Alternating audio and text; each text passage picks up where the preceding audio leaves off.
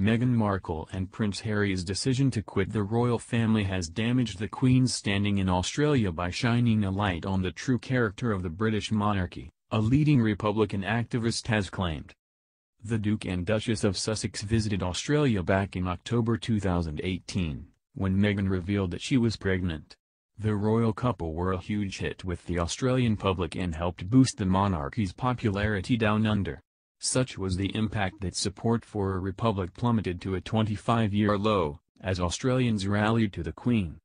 However, Meghan and Harry's shocked decision to quit the firm has once again left the royal family's future in Australia precariously hanging in the balance, as polls show a surge in support for a republic, particularly among young Australians.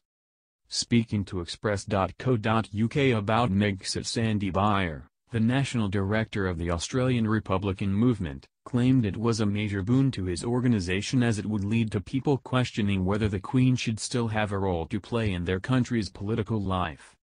"Well, I certainly think it shines a light on the character of the monarchy," he said. "And again it gets people thinking about whether that is actually a relevant association or a relevant thing for Australia now. Whether the British monarchy in Australia is relevant to Australians. If even members of the British monarchy say it's not relevant to their lives anymore, then how could it possibly be relevant to Australians?"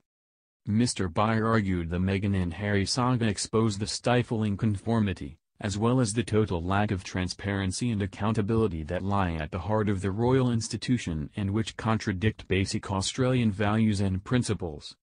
The monarchy has existed for many, many years with the support of taxpayers and has been a very tightly controlled organization, he claimed. It lacks accountability, transparency and doesn't align with many of those Australian values and particularly values that talk about wanting to have your own independence and being able to carve out your own person and have your own view on issues and your own opinion. The type of constraint connected with the monarchy isn't something that sits well with democracy and certainly not Australian democracy, and so certainly these events, Megxit, describe the monarchy in its own terms, which has described itself previously as the firm. This really reinforces the view that this is a closed shop and not one that represents Australians and their values.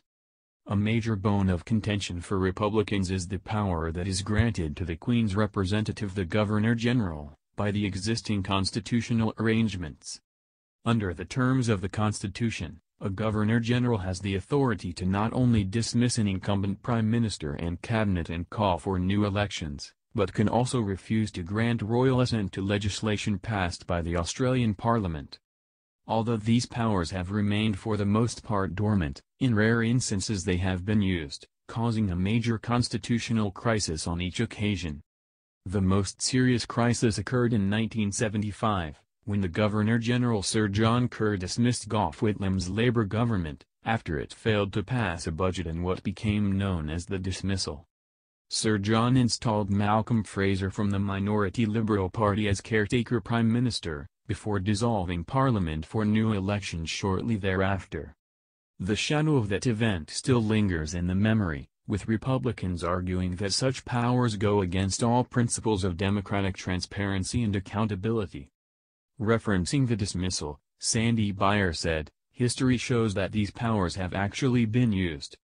So we've got these provisions that are ticking time bombs for a constitutional crisis, and they're sitting there latently waiting to be activated at the sole discretion of the Governor-General and the Queen. It is not the kind of democratic transparency and accountability that we would expect in a representative government." He also criticized Buckingham Palace's refusal to publish correspondence between the Queen and her Governor-Generals. The reason given by the palace was that the content of that correspondence could damage Anglo-Australian relationships. Mr. Beyer commented, "This makes us really curious to know what those letters were saying, because again, if there's been accountability and transparency that one would expect from government, surely nothing should be said between two government representatives at the head of our country that would damage our relationships with another country if they were released. Again, it's another reason why we need an independent head of state that can represent Australia's interests exclusively." In a landmark High Court ruling on Friday, Australian judges finally granted public access to the so-called palace letters that are held in the country's National Archives.